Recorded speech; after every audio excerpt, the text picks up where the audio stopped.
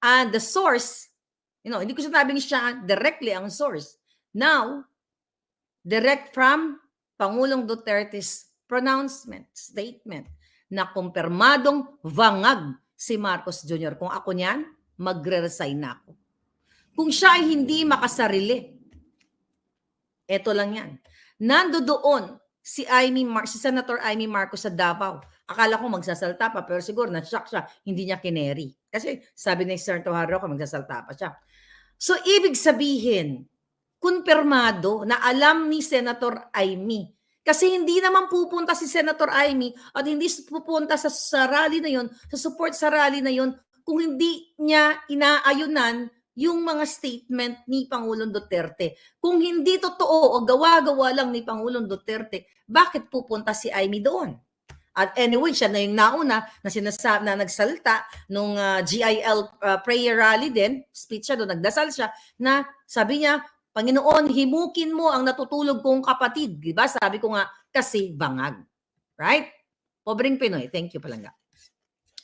So, ano pang inaantay natin? It's the same panawagan ni Pangulong Duterte na ang mga military, mga polis, huwag ninyong hahayaan na magkaroon kayo ng ganitong gobyerno.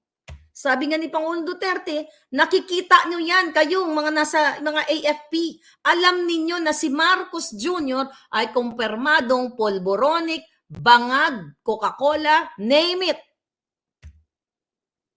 Filipino. Papayag pa ba kayo after this statement? Hindi ba magbibitaw si Pangulong Duterte ng statement na yan? Dati nga, inaway ko siya dahil ayoko maniwala Hindi man inaway, actually, kineticize ko lang si Pangulong Duterte nang sinasabi ng si Kuting ay naggaganon. Although hindi niya pinangalanan noong 2022. Ang sinasabi niya, may isang kandidatong presidente. Hindi niya pinangalanan si Marcos Jr. And now, bold, pinangalanan niya ng bonggang-bongga. Kaya dapat nga, hindi na siya magtatagal dyan.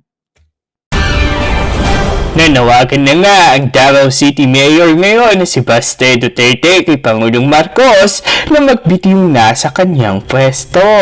Huwag naman kasi lidlaghin ang bayan at dapat talaga kontrahin ang People's Initiative dahil tila ba raw mga lakoste lang naman ang magbebenepisyo dito at hindi ang taong bayan. Patut sana tuloy ni Baste, Mr. President, if you do not have love and aspirations for your country, resign. You are lazy and you lack compassion. All of these things he is causing are oppressing the people.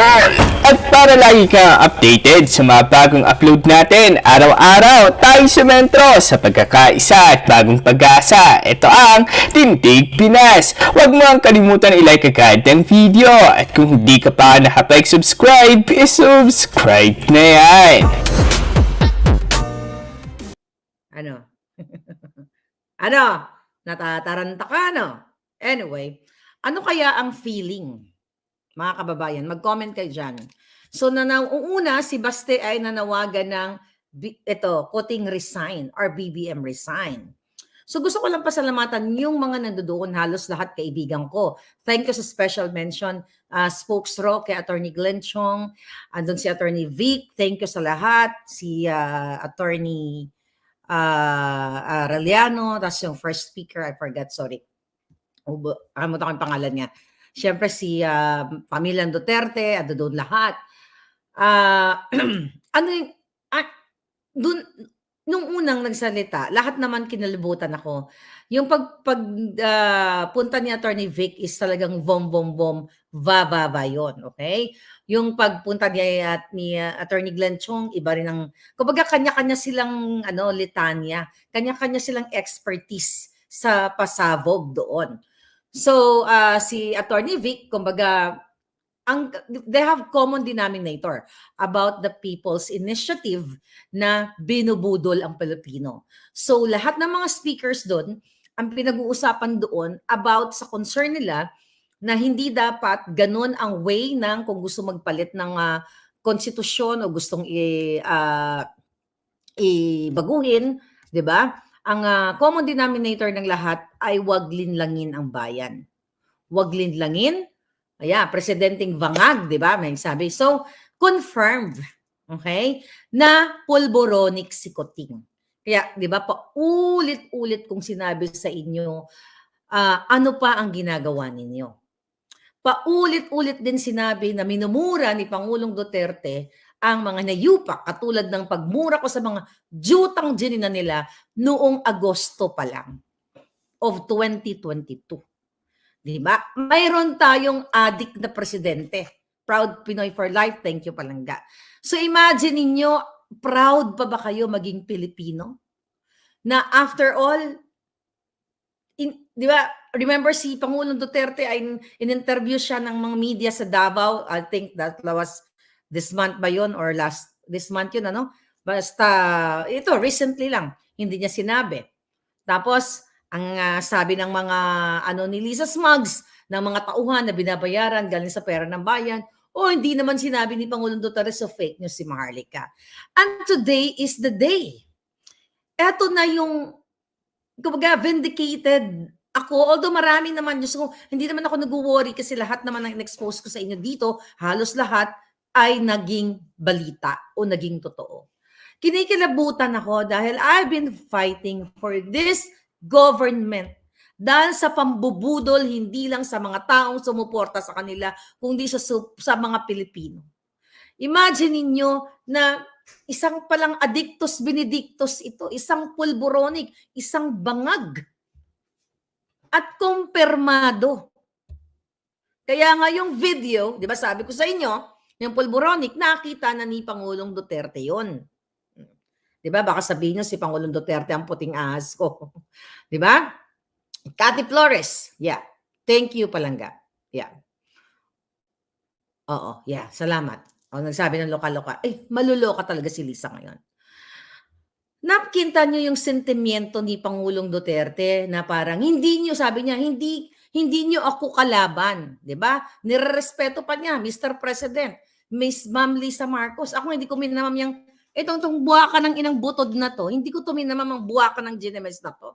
Dahil pulboronic, bangag din to everyday. Okay? So, mga Palangga, habang pinapanood ko si Pangulong Duterte ay naririnig ko ang sarili ko. 'Di ba? Kasi yung mga words na ginagamit like bangag, 'di ba? Although that's a common word, but nung narinig ko si Pulong Duterte, na sinasabi niyang gusto niya pang pulboron something, 'di ba, sa stage. And that's my word. So ibig sabihin, naririnig tayo ng mga taong nasa gobyerno. Okay? Si Pinoy ako, thank you.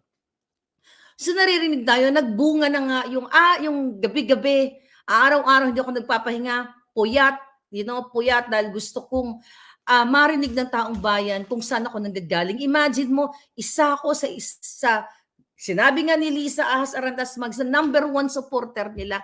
Tapos, mga Palangga, kung yung sinabi ni Pangulong Duterte na ayaw niyang, iniiwasan niya, sabi niya, iniiwasan ko ang mga panahon na ito. Even when I started speaking up, ayokong magsalita against kay Coting. Dahil nahihiya ako sa mga dilawang, mga pinklawan na nag-away-away tayo, na, ayan, buti nga sa'yo kasi nabudol ka. But at least I stand for what is right. And since August of 2022, when I started speaking up, just by myself, ang daming nagmura, ang daming gumawa ng engkwento, and today in Davao is the day, the Speak Up Day. At alam ko tuloy-tuloy na at umiikot na ang tumbong ng Malacanang dahil nung kaninang maaga pa, nung si Attorney Vic pa lang ang lumabas at si Attorney Glenn Chong, lalo na si Attorney Vic ay talagang napayuko si Coting ng Norte, si Marcos Jr. doon sa Carino Grandstand. Dahil ang intensyon talaga nila ay budulin, pahirapan ang Pilipino. Iparinig muna natin yung ni Pangulong Duterte bago ako magtuloy-tuloy. Okay? Ito, mga Palangga. Ma'am Lisa Araneta Marcos, hindi ninyo ako kalaban. Wala akong sinasabi ng masama. Hindi lang ako makakampanya noon. Alam mo, iniiwasan ko ito. Itong panahon na ito talaga ang iniwasan ko kasi mapipilitan ako ngayon magsalita laban ng mga tao sa gobyerno. Alam mo, Mr. President, hindi ako maghingi ng tawad. Kagawan mo yan eh. It is your responsibility sa sarili mo. What you do in this world binds you.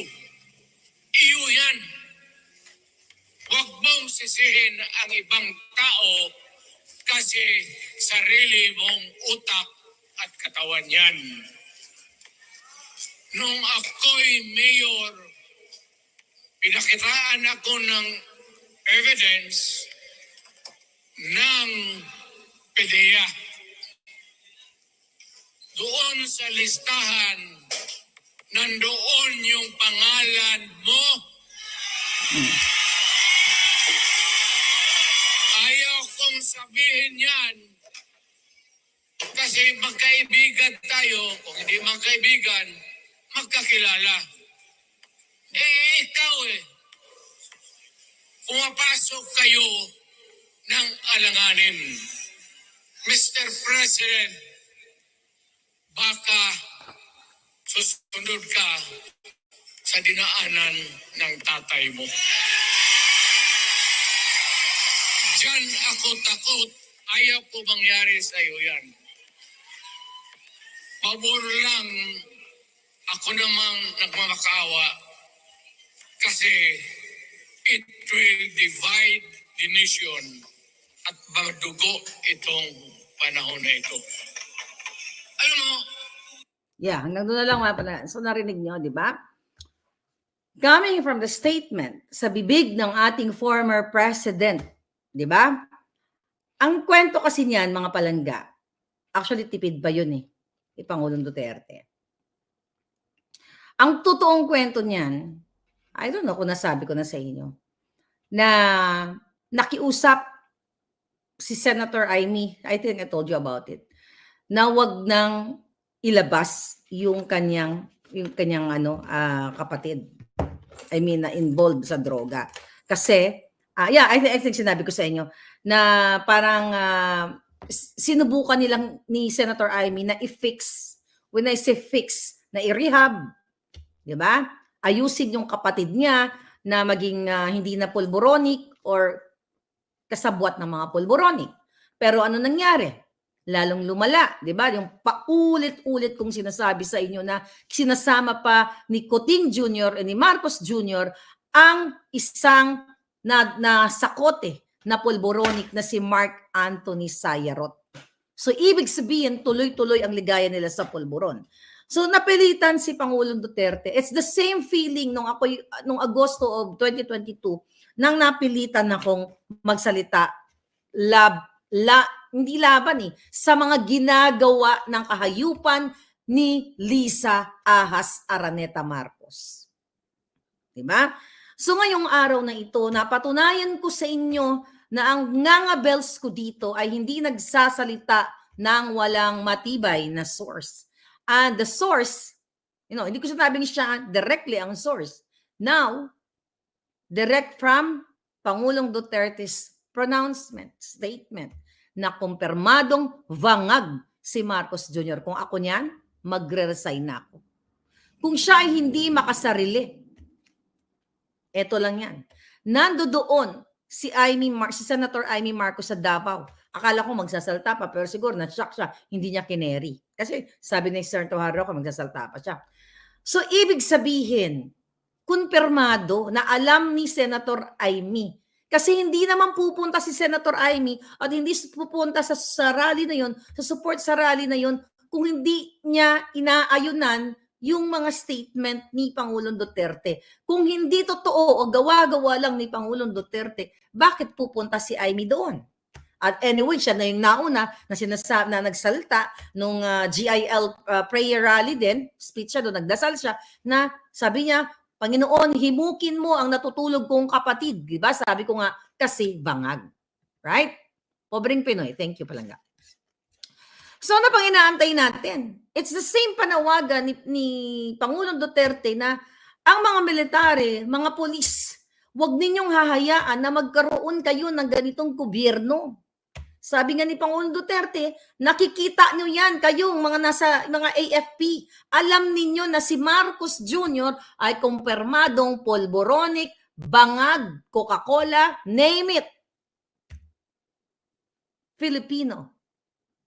Papayag pa ba kayo after this statement? Hindi ba magbibitaw si Pangulong Duterte ng statement na yan? Dati nga, inaway ko siya dahil ayoko maniwala Hindi man inaway, actually, kinriticize ko lang si Pangulong Duterte nang sinasabi ng si Kuting ay naggaganon. Although hindi niya pinangalanan noong 2022. Ang sinasabi niya, may isang kandidatong presidente. Hindi niya pinangalanan si Marcos Jr. And now, bold, pinangalanan niya ng bonggang-bongga. Kaya dapat nga, hindi na siya magtatagal dyan. And I believe, warning sa kanila yan. Dahil ang purpose ng pagsasalita ni Pangulong Duterte, dahil galit na galit siya, dito sa panlilin lang pagbabayad sa mga tao para bayaran ang kanilang mga perma galing sa pera ng bayan. Galit na galit si Duterte, si Pangulong Duterte, dahil the same statement, lagi kong sinasabi dito, na ang mga kongresista ay bumili ng mga bahay, mansion, katulad ni Lagdameo, 1 billion kaagad, katulad ni Milyonaryo, bahay kaagad, shopping there, shopping here. At I remember yung kinuwento niya, doon si Will Revillame, nagkwento nung siya ay inimbita ni Pangulong Duterte, doon sa Malacanang, di ba, nagchika-chika siya doon, but will talk about doon sa pinakain sa kanya na simpleng pagkain yan. Nung pumunta ako sa Malacanang, nung na-invite din ako na nagkataon na may red carpet doon at formal akong tinanggap ni Pangulong Duterte, ang pinakain doon sa akin, pinost ko yun. Sapin-sapin. At saka kapilang happy na ako. Hindi ako binahiina ng steak or something. Pinost ko yan sa social media. But itong pulburonic government na ito, na may nagdadala ng sariling chef, remember? Nung pumunta sila sa Davos, di ba? Nagdala ng sariling chef si Jokno at itong mga kampo ni Kuting. Na-i-vlog ko yan, mga palangga. Ganon sila kawalang hiya, kahayop para lustayin ang pera ng Pilipino, mga palangga. Ngayon, ano sabi ni Pangulong Duterte? 'Di ba? Ayaw niya ng madugo, ganon din ang ayaw kong mangyari sa Pilipinas. Kasi 'di ba? Matagal ko nang narinig yung kantang yan. Laman sa laman, dugo sa dugo, tayo mga Pilipino ay magkakalaban. Ano nangyari sa atin yan? I think that's Asin, di ba? Yung nagkumanta niyan. Bata pa lang ako, kapatid sa kapatid, laman sa laman, sila-sila'y naglalaban. Bata pa lang ako narinig ko yan, kaya ayoko mangyari yan kasi kapwa Pilipino maggugurguran. Pero anong ginagawa ng buwaka ng inang Lisa at Kuting? Sinabi ni Pangulong Duterte doon, binanggit ang pangalan ni Lisa, binanggit ni Baste, binanggit especially si Attorney Glenn Chong mismo na nandoon na paulit-ulit namin sinasabi dito na nakipagsabuatan si Lisa sa Smart Magic. Si Attorney Vic nagsalita na dapat wadlinlangin ang mga Pilipino patungkol dito sa ano na to. Wag dito sa People's Initiative na ito. Wag magpapasilaw sa maliit na salapi dahil we are not for sale. Dahil yun yung tagline kanina doon sa rally na yun. Di ba? Ang sinasabi niya ni Attorney Vic doon na binubusalan tayo. Which is, binanggit niya ang SMNI. Binusalan ako. Na-mention ako ni, I think that was Attorney Glenn Chong about tinake down ang dalawang Facebook page natin. And thank you for that, Attorney Glenn Chong. At doon sa rally na yun, walang allowance. Di ba? Ang mga tao doon ay kusang pumunta. Pero ano nangyari sa Quirino Grandstand? Bayad ang mga tao. May mga allowance. Isinabay sa mga paayuda. Ginamit ang tao. Pero hindi nga naka 10,000 live viewers si Polboronic Coting. Imagine mo ang press release nila, kakabasa ko lang, meron daw dumating na 400,000 katao. Pero 10,000 viewers hindi niya man lang ma-reach during his speech si Marcos Jr. Anong ibig sabihin yan? Yung mga taong pumunta doon, whether 200, 400, kung totoo man, dahil mahilig sila mag-additional ng, mag-mark up. Okay? Ibig sabihin yun ay mga hindi kusa ang pagpunta doon. Dahil alam naman natin na nag-release sila ng internal memo sa lahat ng ahensya ng gobyerno para paatinin ang mga taong supposedly ay family day pero nandoon. Ito ang resulta kapag pulboronic at underdesaya ang gobyerno mo. Now you can say all over the world na ang presidente natin ay isang addictus benedictus, kumpirmadong pulboronic ayon sa Presidente Duterte. Ako hindi ko na kayang makita sila nandiyan pa sila sa power. Imagine nyo, nagka-campaign tayo. Yung kayo, yung mga kamag-anak ninyo, hinuhuli. Di ba? Hinuhuli yung mga involved sa droga. Pero andyan ang presidente. Naiupo natin ang presidente, binudol tayo. Kaya nga sabi ko nga, nung ako'y umuwi sa Pilipinas, 2022, inimbitahan ako ni Lisa Araneta Marcos for inauguration. Doon ko nalaman na actually meeting the Avance. Pumunta din ako April and June, di ba? Doon ko nalaman na confirm pala ang buwaka ng inang Polboronic ni Coting. Actually, hindi ko pa alam ang video nung time na yon. Ang nagsasabi pa lang sa akin, halos lahat, kaibigan niya, pamilya niya, mga taong nakasalamuha ko, pinakitaan pa ako ng picture during the session.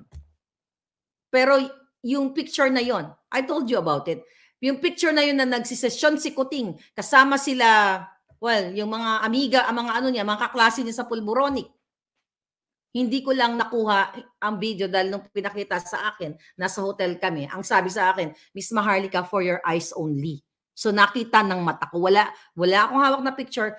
Kasi yung nagpakita sa akin, super BBM at kaibigan niya si BBM at kaibigan ng family niya, mayamang negosyante itong nagpakita sa akin.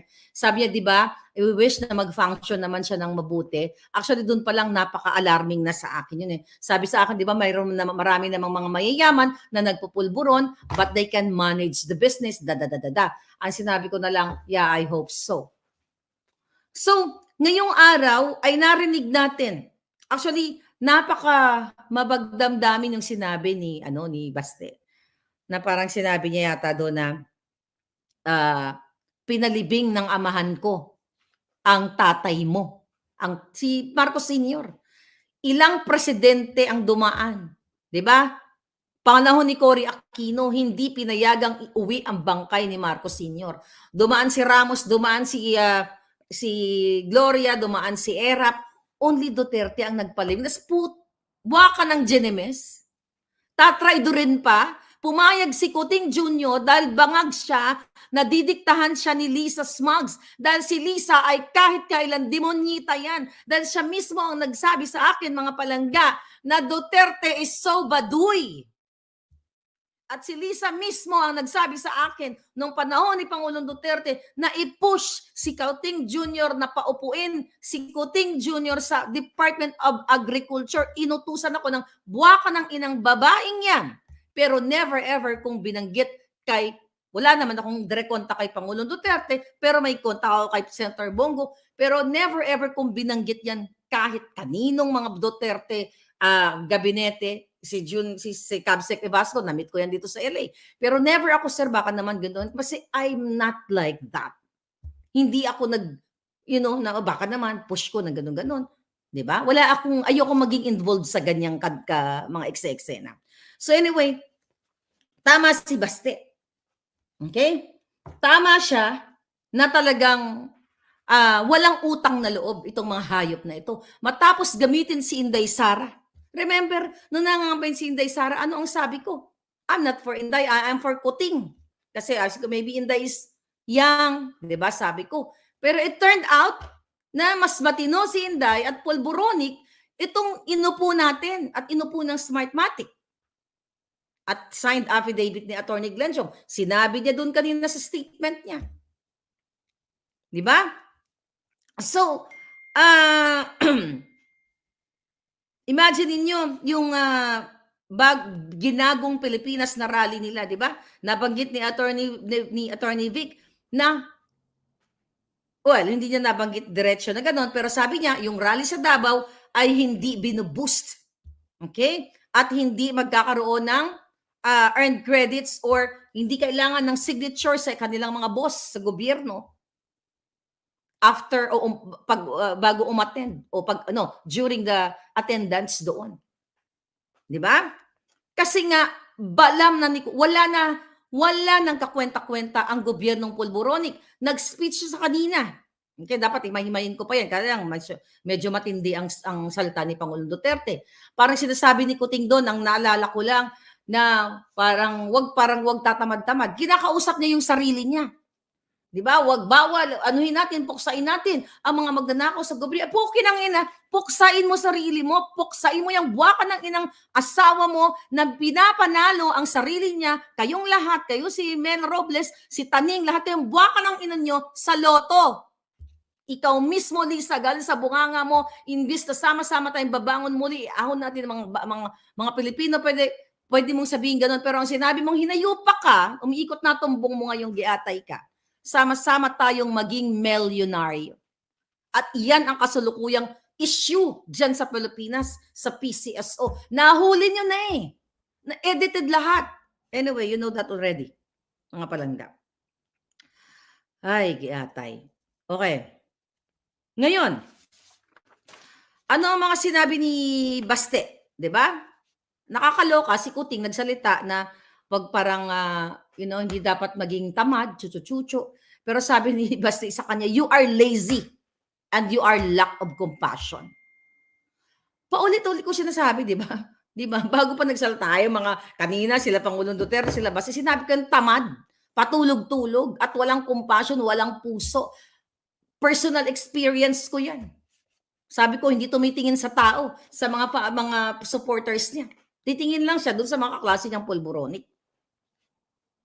Takot na takot si Lisa Smugs dahil, yung hawak pa naming bom, vababa, na nakikipagsabwatan yan sa Okada. You talk about FDI, di ba? Foreign direct investment. Hikayatin natin ang mga foreigners. Di ba? Ang mga mag-i-invest sa ating bayan. Putang ina, hinawa na ako, well, normal ko to. Jutang ginina, mga palangga. Mismo si Lisa Ahas ay kumukubra at nagmimediate sa negosyo ni Kazuo Okada, kasabwat yung mga demonyo doon sa Okada, at si Tambaluslos at si Altenco at sino pa yung makasama niya. Hawak ko ang ebidensya niyan. Kaya nababaliw na si Lisa kung sino ang mga puting ahas. And now, Lisa, you know kung sino ang puting ahas. Not Pangulong Duterte, but look at that. Kumpirmado. Kaya naman, si Lisa ay you know what? Tama ang sinabi ni Attorney Vic. Nakakatakot ang panahon ngayon. Dahil nang sisikil, nang aapi, nang o-oppress ang gobyerno. Pero sabi ni Attorney Vic, hindi dapat tayo matakot kung sama-sama. But Attorney Vic, nung nagsimula ako, pinagtanggol kita. Okay? Kahit hindi tayo magkakilala, pinagtanggol ko ang taong bayan. Pinagtanggol ko ang katotohanan. Hindi ako natakot sa buwakan ng ina nila. And I am thankful sa inyong lahat. I am thankful for this Davao rally kasi this is the moment na hinihintay ko. The Speak Up Day. And I am vindicated sa lahat, particularly sa Pulboronic na sinabi ko sa inyo. Diba? Anong sabi ni Bastidon? Okay? Wala kang gugma, wala kang pagmamahal, Kuting, sa taong bayan. Dahil kung may pagmamahal ka in the first place, sa iyong sarili na lang, kaya sa sarili mo lang ang pagmamahal. Dahil nilason mo ng pulburon ang iyong utak. Dahil isa kang happy-go-lucky. Diba sabi ko nga, mismo nung araw ng mamamatay na ang iyong ama, sa makikihaway. Ano ang nangyari dyan? Hinahanap ka pa nila Senator Amy, hinahanap ka pa ng kamag-anak mo kung nasaan ka nagpa-party. Few hours, just in time, dumating kang lulundo-lundo ni hindi mo na nakausap ang tatay mo, di ba? Ibig sabihin, isa kang hangal, isa kang pulburon, isa kang walang kwentang anak, walang kwentang kapatid, at higit sa lahat, wala kang kwentang presidente. Dahil hindi ka naman presidente, sabi nga ni Pangulong Duterte, ikaw ay ceremonial president. Ikaw ay under the saya na sinasapak-sapak lang ng isang laklakera mong asawang si Lisa Ahas Butod. Ayan, butod siya ngayon. Lumagpas. Kita ni Susubels. Di ba? Lagay natin. Di ba? Dahil ikaw ay laging bangag. Ayan, si Kuting. O kaluoy man si Kuting. Gagano na yung mamaya. Liza, pahingi bagong bulbaran. Hindi ko kinakaya.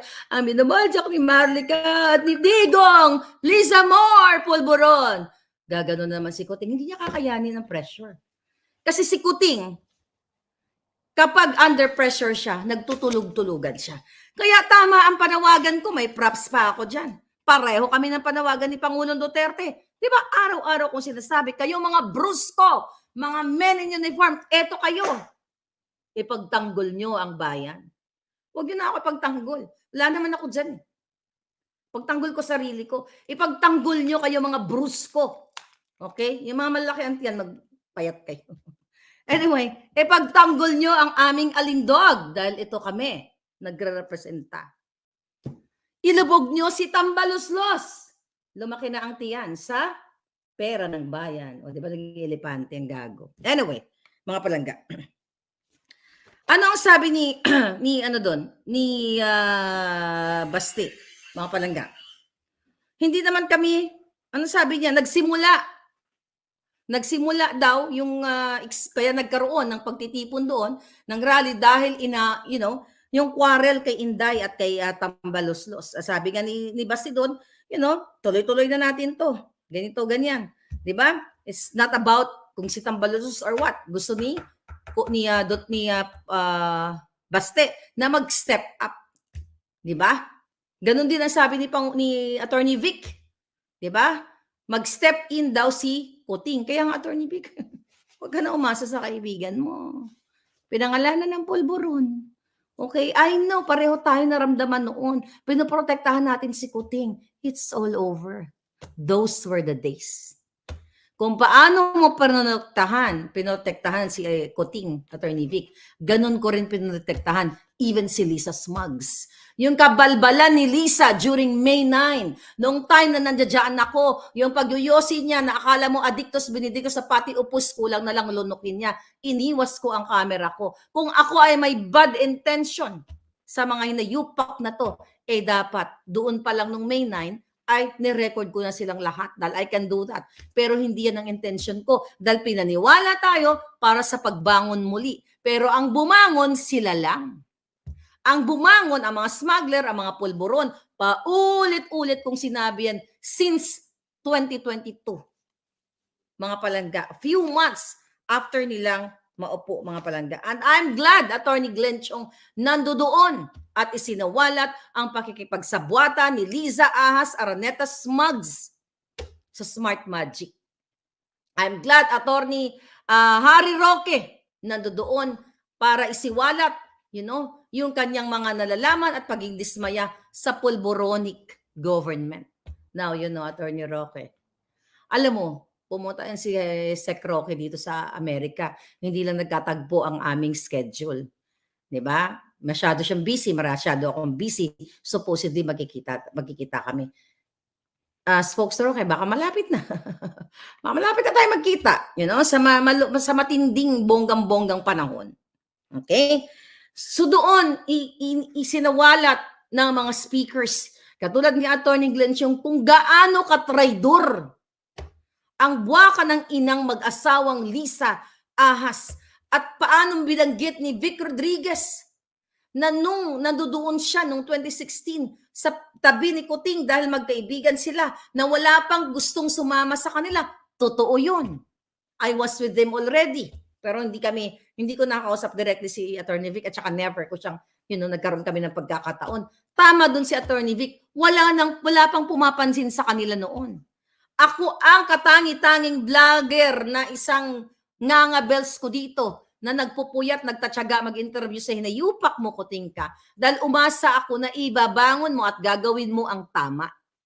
Pero anong ginawa mo? Less than a year, tinraidor mo ang mga kaibigan mo, katulad ni Vic, katulad ni Glenn Chong, na tumulong sa inyo ng puspusan.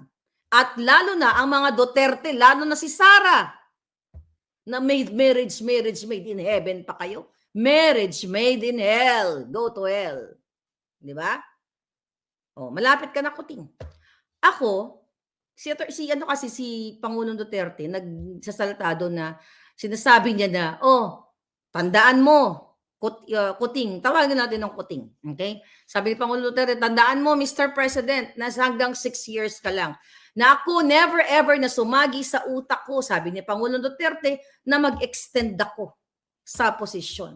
Kaya wag tigilan mo yan, parang ganun yung kabangagan mo, di ba?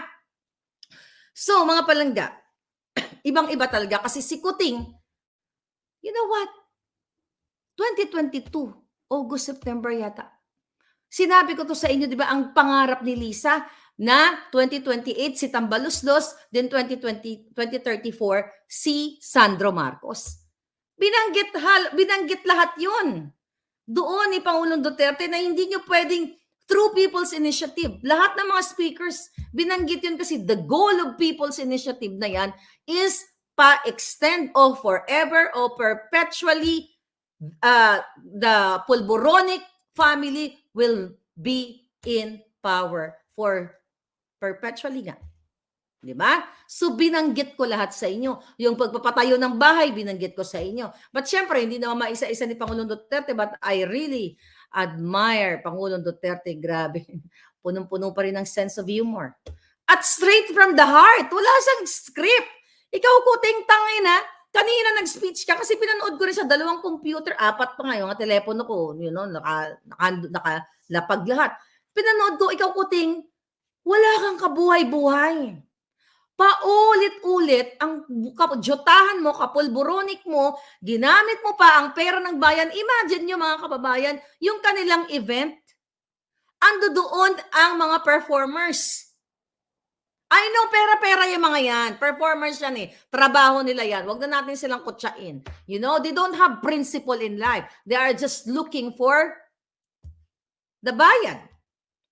Their talent fee. Imagine mo, ilang milyon, Kuting, ang binayad mo sa mga performers na nandoon. Buong araw nag-perform, maliban sa kickback ninyo sa Jutang Ginimis kick-off rally na yan, yung kickback ng PCO, kickback ni Emerald, kickback ni Gerald Barria, kickback ni Franz Imperial, kickback ni Cheloy, kickback yung mga buwaka ng ina, kickback ni Lisa.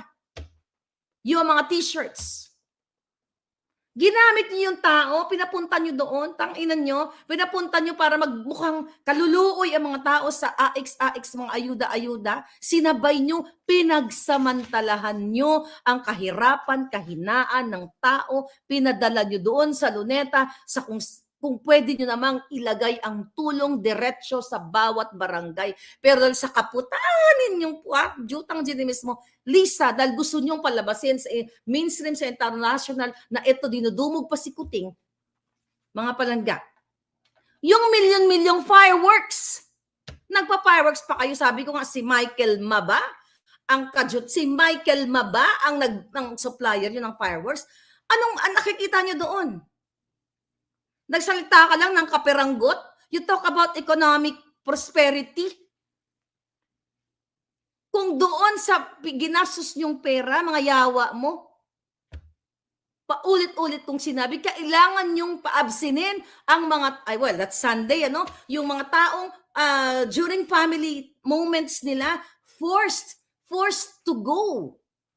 Dahil kung hindi, liligwakin nyo, nyo, mamarkahan nyo, dahil sabi ko nga, vindictive narcissist yan, si Lisa Ahas Marcos. Demonyita yan. Ang kapal ng mukha niyan, tatawag sa akin ng madaling araw. Kaya ganito ako, sabi ko sa inyo, di ba? Pinangako ko sa inyo nung nangangampanya si Kuting. Sabi ko, bilang supporter nila, hindi ko ipipikit ang mata ko kapag may ginawa sila. At ginawa ko po yung pangako sa inyo sa mga taong bayan as a vlogger here, as your, representante ng boses ng mga inaapi. Dahil ako ay inapi ng mga ng jutang dinamis na yan. Alam nyo na tinamnan ako ng kaso ni Lisa. Hindi ko pa nga alam kung ilang kaso tinanam sa akin ng hinayupak na yan. Ginagamit niya ang pera ng bayan para i-oppress, i-suppress, patahimikin tayong lahat. Pinatungan pa ang ulo ko. Kaya nireport ko sila dito sa police sa Amerika. Sa authority, actually. Minarkahan ko ang pangalan ng hinayupak na yan. Lahat ng makasabwat niya. Kaya hindi ba ako magagalit? Kung meron man dito, dapat galit na galit ako yun. Dahil binudol ako, binudol tayong lahat. Di ba? Ang sabi, ibabangon tayong muli. Sinong kasabwat niya ulit? Smuggler. Sinong kasama niya sa kanilang mga travel? Polboronic. Si Sayarot, si Chandiramani pinalabas na nagpasimuno ng mga matataas na kalibre ng pang bom bababa. Huwag yun na itong paabutin, sabi ni Maria Luz Dres. Wala nang puwang si Kuting na manatili sa pwesto dahil siya ay physically, mentally unfit. Dahil polboronic. Nakita niyo naman, ganyan. Iwasan natin. Panatilihin natin. Naku, salamat naman sa dumating. Naku, ang dami-dami. Libo-libo tayo. Daang-daang libo. Tangina, daang libo kung hindi ka pa nag-issue ng internal memo at pinilit nyo ang mga tao para mga government employees to go. Yan ba? Asan ang demokrasya na tinatawag? Patay na ang demokrasya. Sa bawat pagpatay ng Facebook page ko, 2 across social media, more than 1 million followers, pinatay nila. Hawak ko rin ang ebidensya niyan ng conversation ng presidential communications na their target is Maharlika and sas na ibalik. Pero sa akin, hindi. Hanggang ngayon, nilalaban ko pa sa Facebook, tinarget, tinake down nila. Ginagamit ni Lisa ang pondo ng gobyerno, ang pera ko, pera nating lahat, para supilin, suppress ang malayang pamamahayag or malayang pamboboltsak sa jutang ginina nila. Diba? Kayo, men in uniform. Ha? May pabrusko-brusko pa kayo. O, ito kayo. Pero love ko kayo, yung mga matitino. Okay? Look at Acorda, PNP chief. Anong ginawa? Hinaharas ang dating general na si General Macanas na hanggang ngayon hindi pa dumarating ang kanyang subpoena dahil tinakot ni Acorda sa utos ni Lisa Smugs. Diba? Tinatakot tayo over my dead body. Hindi niyo ako masisindak. Sabi nga ni Pangulong Duterte, tama, the same sentiment. Lahat tayo matitegi sa mundong ito. I will make sure na pag nategi ako, tatatak yung pinaglalaban ko sa taong bayan. Lahat tayo matutsugi. Grateful pa nga tayo, buhay tayo ngayon. Yung iba, bata na nga namatay. Sanggol pa lang, hindi nabigyan ng buhay. We are thankful na at this age, we're still alive. Kaya nga, I encourage you to fight for what is right. Yan ang una kong sinasabi. Kinukwento ko, life stories ko, mga nakaraan sa Pilipinas, mga naranasan ko. Kasi paulit-ulit tayong binababoy ng mismo ng mga politiko. Binababoy na, kinukuha na yung pera, pinambibili ni Sandro ng babae. Si Sandro ay tumanggap pa ng bribe Rolex. Bakit ko alam yan? Diba? Dapat ang mga politiko ay magkaroon lamang ng modest life, simpleng pamumuhay, hindi tumatanggap ng bribe. Pero dahil hangul-hangul si Sandro, tumanggap ng Rolex mula kay Abel Bacudio. Ba't ko alam yan? Mismo si Abel ang nagkwento sa akin na binigyan niya ng Rolex si Sandro. Kaibigan ko yun. Bakit ko alam na si Chief of Staff ni Sandro ay bumili ng bahay? Dahil ibinida nila yan dito sa Los Angeles. Gusto pa nga ni Abel magbili ng bahay dito sa Amerika. Pati si Jeye at marami pang iba, si Mel Robles. naghahanap, nagsha-shopping sila ng bahay. Imagine nyo mga kababayan, habang kayo hindi makabili ng bigas, ang pangakong 20, naging times 3. Ang mga buwaka ng ina, nagsa-shopping sa Amerika, sa Paris. Zaldico, may apartment na binili doon sa Paris, pinuntahan ko. Dahil may whistleblower, may ano tayo dyan, may puting ahas tayo dyan. Pinapasara ang mga designers brand ng mga buwaka ng inang politiko katulad ng asawa ni Zaldico na si Mylene Ko. Binibili ang mga designers galing sa pera ng bayan. Mga buwaka ng ina, mga dugyot lang dati. Kaya nang ipasara ang YSL o Hermes o whatever na brand. See that? Habang kayo ay naghihirap, tama si Baste. Kaya bumabalik ang droga. I think he talks about kaya dumami ang mga droga nung umalis ang tatay niya, talagang bumubuluso. Kasi nga naman, 6 years na uhaw ang mga pulboronic lord. Then sabi niya, anong papaaral nila sa kanilang mga anak sa gawas ng bansa, sa labas ng bansa. And it's true. Samantalang kayo, hindi kayo makapag-aral. Katulad nyo rin ako siguro, na naging working student. After high school, nag-summer work at young age. I was 15, 16 yata. Yeah, 15 pa lang nang gumraduate ng high school. Nagtrabaho kasi gusto makaahon sa kahirapan. Sabi ko nga, hindi tayo pare-pareho. Hindi lahat ay kasing alindog o kasing tapang ng isang maharlika. Hindi tayo pare-pareho ng personality. Yung iba, mahiyain. That's why I encourage you na maging matapang. Kailangan nyo ng tapang sa mundong ito. Yan ang tinuturo ko sa mga Jonakis ko. Pag hindi ka matapang at lulundo-lundo ka, aapin ka. Lalo na ng sariling gobyernong ginagalawan mo. Kaya dapat straight up. Okay? Talagang straight up kayong ganyan. Taas noo kahit kanino. Huwag paaapi, lalo na sa pulboronic government na ito. Ngayon, ikaw, tambaluslos. Okay? Recently, ano ba yung mga pinag-usapan nila? Di ba? Yung PCSO kanina, nandoon. Sino yung mga taong nandoon? Yung mga trolls nila na binabayaran. Yung mga nagpo-photograph mga vlogger, they are paid. Hawak kong ebidensya na ang ulo ng kalbo na si Rocky ay binabayaran ni Emerald Ridaw, Bukangkang, sa basbas ni Lisa Marcos para bayaran yung mga sipunin. Para mag-vlog ng mag-vlog, pabanguhin si Kuting kahit kasimbaho na ng imbornal. Hindi mo kayang pabanguhin ng isang mabaho. Kahit maligo ka, kahit mag-French bath ka. Diba? Sa French bath, sorry sa mga French. Diba? Nakita na naman yan. Kahit maligo kayo ng pabango, uusok pa rin ang mga jotok ninyo.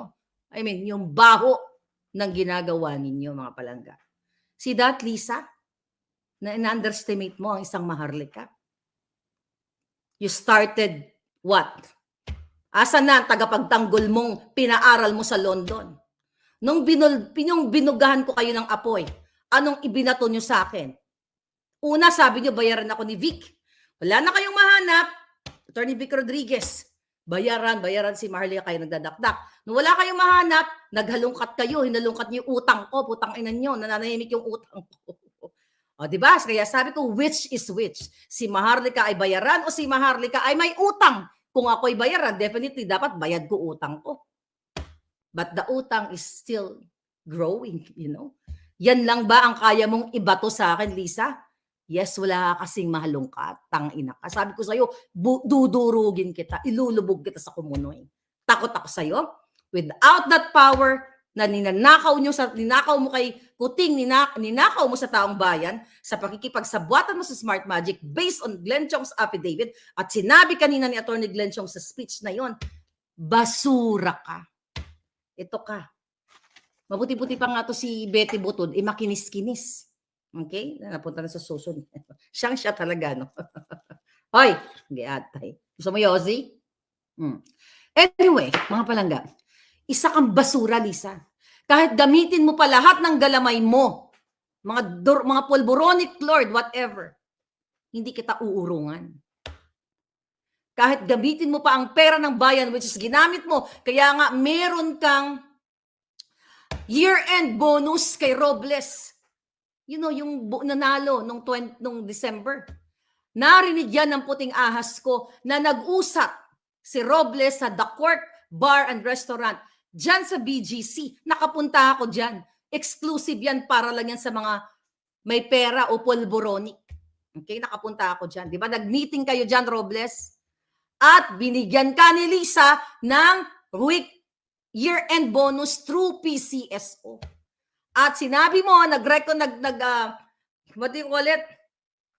Nagrepresenta ka na ikaw na ang bahala sa ulo ko. Kaya nireport ko na kayo dito sa authority ng Amerika para kung ano man ang mangyari sa akin, kayo ang suspect, mga buwaka ng ina nyo. Yun din ang sinabi ni Pangulong Duterte. Siguro anak ako ni Pangulong Duterte. Pero RD, baka ikaw ang ama ko. No, di ba narinig nyo kanina yon? Ngayon, mga palangga. Yeah. Ano pa yung mga sinasabi? Ito pala mga sinabi ni Kuting kanina doon. No? Ito naisulat ko pala bang nanonood ako. Sabi niya pa, government must lead by example. No, we're not gonna follow your lead as a pulboronic because you're not a leader at all.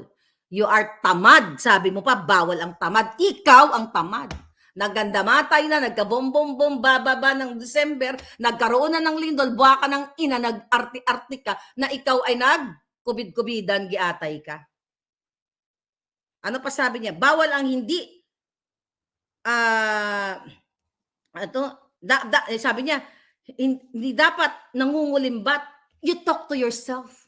Talk to your wife na nagsasabing sama-sama tayo maging milyonaryo.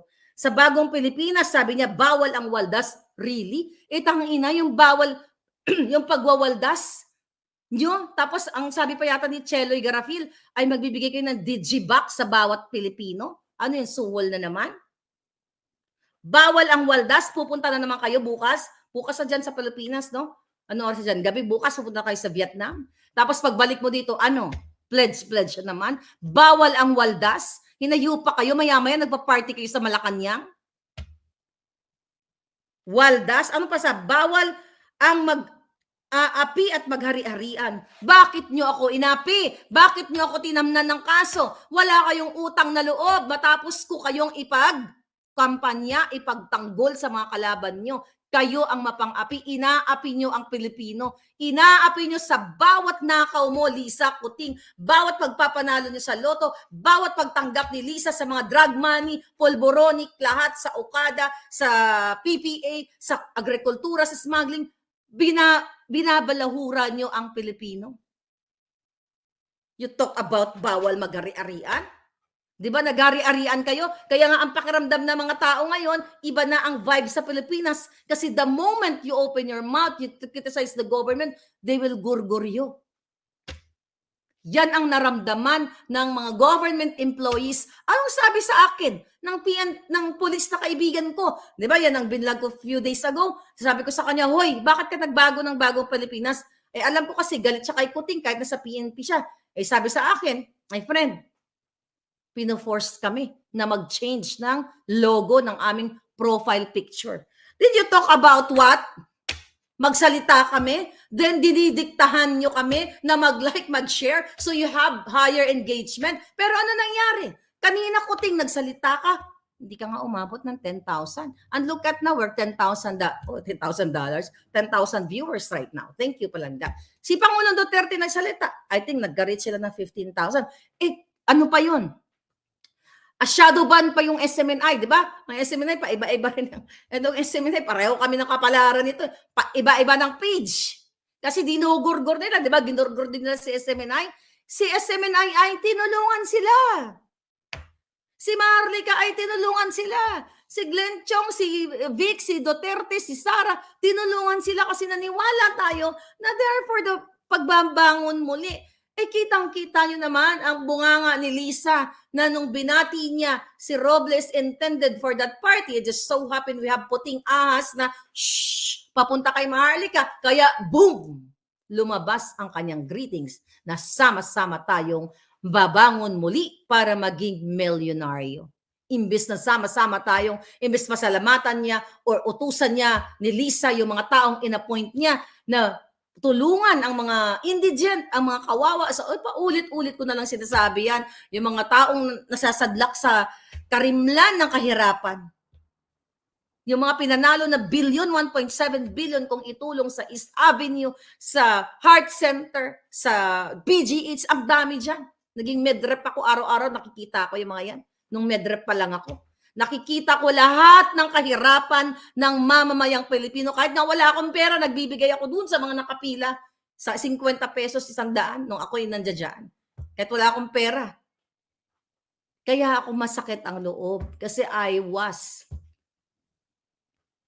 there. Nakita ko and I'm hoping na one day katulad nyo, kahit sabi ko nga, di ba, dapat nananahimik na lang ako sa Amerika, mga Inday. Di ba? Kasi nakakain naman ako. Kahit araw-araw magkain-kain ako dito, mga palangga, walang problema, may makain ka. Sa Pilipinas, kahit gusto mong kumain ng kahit 2 times a day na lang, hindi ka pa makakain. Yung iba, isang beses na lang kumakain. Totoo yan. Nakikita nyo, isang beses na lang kumakain. Pero putang ina, sa Malacanang, lahat maya-maya party. Naalala nyo ang French fries? Ang potato corner na in-order ng isang cart doon sa Malacanang? Anong utos ni Lisa dyan? Hindi pwedeng kumain ang mga regular Malacanang workers. Sila-sila lang. Putang ina, French fries lang pinagdamot ng butod na itong hayop na ito. Sabi ko, lunurin kita ng French fries eh. Yung buong patatas, hindi pa nahihiwa. Isang bangin na French fries. Shoot kita ng bonggang-bongga. Kasama ng mga French fries, mga palangga. Nakakagalit, sa totoo lang. But I'm so happy. This is the speak up. Start na ito. Pero para sa akin, we have to end them. Kailangan na nating tapusin sila. Nagsalita na ang kanyang kapatid. And I know it's hard for Senator Amy. And I believe that prayer statement from Senator Amy, sincere. Wala namang kapatid. Bira sa kapatid na magsasalta ng against sa kanyang kapatid na katotohanan. Napakasakit nun sa kanya. So, whatever, yung iba nagdududa sa kanya, well, that's normal. Kasi nabudol talaga tayo. If you talk about what? Kahit tayo, di ba? Hindi rin sinabing sa atin ni Pangulong Duterte right away. Kasi they're trying to patch up things with Amy. Kahit naman siguro kayong lahat. Di ba? Kapag ganun ang kapatid ninyo, tinutulungan natin silang makabangon. Kasi sa family, may mga eksena talaga. As a Filipino, even di ka Pilipino, alam mo tayo mga Pilipino, mababait tayo. Dito sa Amerika, pag adik-adik ang kanilang mga anak, pinapabayaan yan. Kaya maraming homeless dito. Yung iba dyan mayayaman. They're rich and famous pa nga. Kasi iba ang kultura nila. Kapag adik-adiktos ka at pampagulo ka sa buhay nila, you go out. Kahit na 5 bedroom, 8 bedroom ang bahay yan, they don't care. But we Filipinos, iba tayo. Yung ating mga pamilya, we're trying to save them. I-patch up natin, baka pwede pa i-rehab, baka pwede pang laygayan. What is laygayan in Tagalog? Payuhan, di ba? Ipayuhan pa na, ganito, ganyan. Kasi yun ang kultura natin, mapagmahal talaga tayo. Pero, hindi natin pwedeng mahalin ang presidenteng vangag. Di ba? Vangag, that's my term, and pulboronic. Statement na yan ni Pangulong Duterte, mga palangga. Meron pa sinabi si Baste na very powerful. Na sinasabi ni Baste na isipin mo, Mr. President, kay Kuting, ang nangyari kay Benito Mussolini, di ba? Kay Romanov ng Russia, yung kanyang pamilya, na mga tinegi. Historically, basahin nyo yan. Hindi ko pa nabasa ng bongga mo tapos sabi niya nung nangyari sa tatay mo, Kuting, 1986. Actually, nung hindi pa nagsasalta si Pangulong Duterte, sabi ko, oh my God, sabi ko nang gano'n, that's a powerful statement. Meron siyang gustong iparating. And true enough, ano sabi ni Pangulong Duterte sa mga military, sa mga PNP, nasa mga kamay ninyo. Kung ayaw niyong madugo, ayaw niyong magbuwis ng buhay ang ating mga kababayan, I think speak up. More speak up days better than, mga dugo-dugugang, mga, you know what I mean? Magdanak. We don't like that, mga palangga. Okay? So, ngayon, mga palangginging, sige, mag-comment kayo dyan. Pull him out of the office. He is incapable to lead the country, sabi ni Assorted.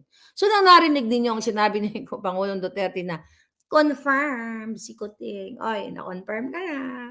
Hindi tayo bate. Ano na nyo? Na-confirm na to. Na-confirm, anong feeling nyo, di ba?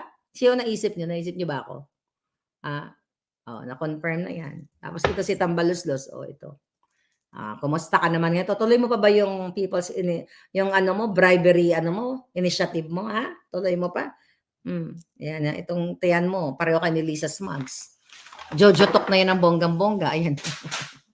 Sabi ni Good Go of TV, alam mo maganda yung sinabi mo palangga. Kung mahiya siya, bumaba na siya. Kasi ang nakikita ko dyan, eto yan.